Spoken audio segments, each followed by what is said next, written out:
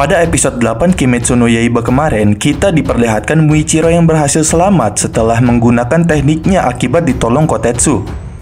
Pada saat dirinya selamat dan akan diserang oleh iblis ikan, Tokito Muichiro pun langsung melihat kilas balik masa lalunya. Di sini diceritakan Muichiro sedang membantu ayahnya yang menjadi seorang penebang pohon, dan dia sangat menyukai membantu ayahnya. Lalu di rumahnya, di tengah hujan badai, ternyata ibu Muichiro pun sedang terkena sakit parah, dan Muichiro berusaha menjaga dan merawat ibunya yang sedang sakit, selagi ayahnya pergi mencari obat. Kemudian di luar di hutan, saat ayahnya sedang mencari obat, saat berusaha mengambil tanaman obat tersebut di tepi jurang di tengah hujan badai, tiba-tiba ayahnya Muichiro pun terjatuh akibat pijakan tanah yang lapuk terkena air hujan dan meninggal di tempat. Dan saat ibunya yang tidak mendapatkan obat pun juga meninggal karena sakit. Dan sejak saat itu, Tokito Muichiro saat umurnya masih 10 tahun, dia sudah kehilangan sesosok ibu dan ayahnya, sehingga membuatnya sendirian. Sebelum kalian melanjutkan video ini, ada bagusnya jika kalian klik tombol subscribe dan nyalakan notifikasinya, agar kalian mendapat info terbaru dari video kami.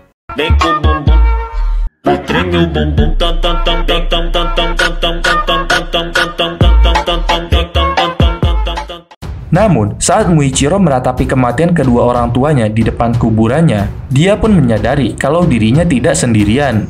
Dan orang yang menemaninya selama kedua orang tuanya meninggal adalah kakaknya atau saudara kembarnya, Yuichiro Tokito.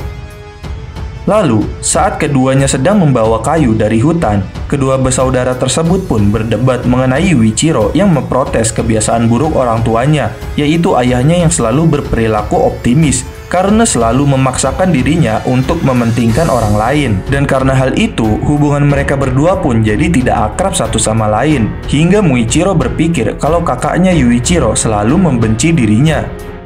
Kemudian saat pagi hari, saat Muichiro akan mengambil air di sungai, tiba-tiba dia pun melihat seorang wanita cantik di seberang sungai, dan dia pun membawanya ke rumah. Saat di rumahnya, wanita tersebut menjelaskan kalau dia adalah istri dari Oyakata Sama. Dan dia jauh-jauh pergi ke gunung untuk menawarkan sesuatu kepada Muichiro dan Yuichiro. Akan tetapi, hal itu membuat Yuichiro kesal dan mengusir istri Oyakata Sama yang bernama Amane dengan kata-kata kasarnya.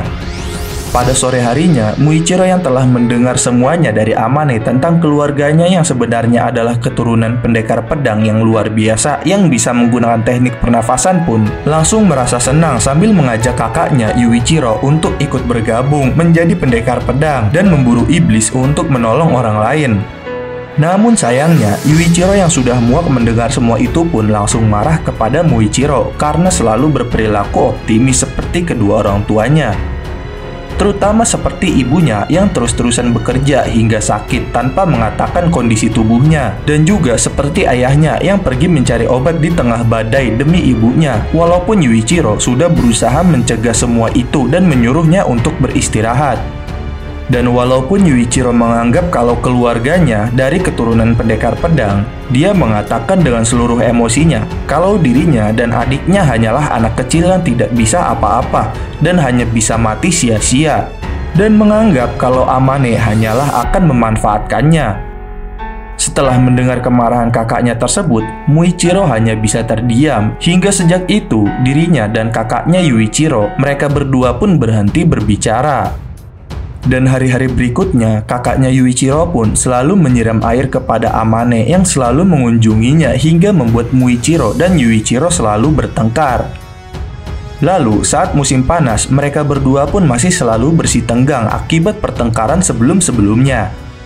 Dan pada saat malam hari, saat mereka berdua tidur, karena cuaca panas serta suara serangga yang sangat berisik, Muichiro pun tidak bisa tidur.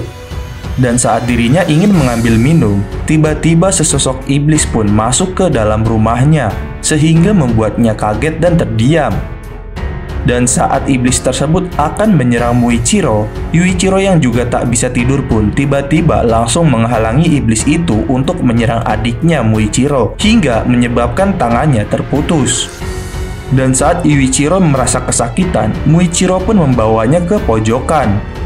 Dan saat iblis tersebut menghampirinya dan mengejeknya kalau Muichiro dan kakaknya nyawa mereka tidak berharga, Tiba-tiba Muichiro pun berteriak sangat kencang dari tenggorokannya. Kemudian saat dirinya tersadar, Muichiro pun telah membunuh iblis tersebut dengan segala peralatan rumah yang dia punya, dengan menahan iblis itu menggunakan kayu dan batu hingga matahari terbit.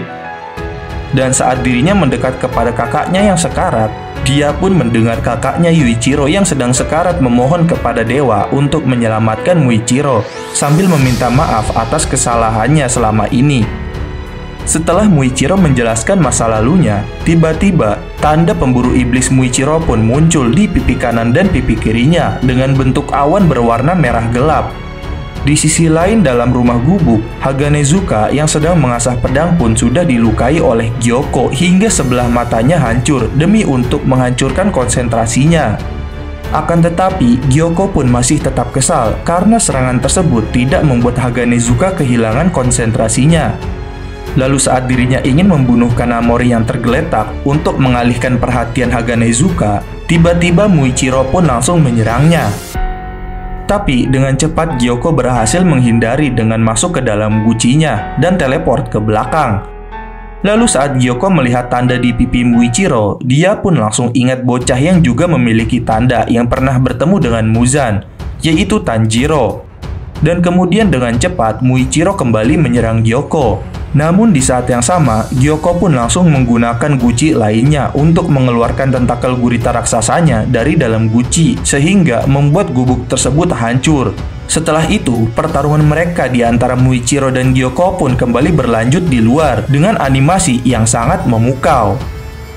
Nah, di pertarungan ini kita diperlihatkan beberapa kekuatan Gyoko yang mana saat dia bertahan, Gyoko menggunakan teknik darah iblisnya, yaitu berteleport melalui gucinya dengan masuk ke dalam guci dan memindahkan gucinya secara instan.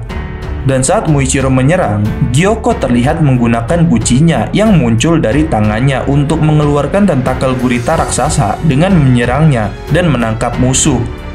Akan tetapi tentakel tersebut masih dapat dengan mudah dipotong oleh Muichiro dengan pedang barunya yang telah dibuat oleh Kanamori dengan petunjuk penempa pedang Muichiro sebelumnya. Tak hanya di situ saja, Gyoko pun langsung menggabungkan teknik darah iblisnya, yaitu teleport dan serangan air. Nah, serangan air ini, Gyoko mengeluarkan dua guci dari tangannya dan langsung melemparkan proyektil air dari dalam gucinya yang sangat cepat dan banyak ke arah Muichiro. Tapi serangan tersebut masih bisa dihindari oleh Muichiro, dan kemudian setelah serangan air, Gyoko pun juga kembali mengeluarkan jurus darah iblisnya lagi, yaitu mengeluarkan ikan-ikan koi yang melayang di udara dan menyemburkan banyak jarum-jarum beracun ke arah Muichiro. Tapi Muichiro masih bisa menghindarinya lagi, dan Gyoko pun terus-menerus mengeluarkan serangan guritanya, walaupun akhirnya tetap saja berhasil terpotong oleh serangan Muichiro. Dan berikut adalah pembahasan mengenai masa lalu Muichiro dan kekuatan darah iblis Gyoko pada Kimetsu no Yaiba episode 8. Jangan lupa like, share, dan subscribe. Jangan lupa komen di bawah tentang pendapat kalian di video kami kali ini. Sampai jumpa di video kami berikutnya.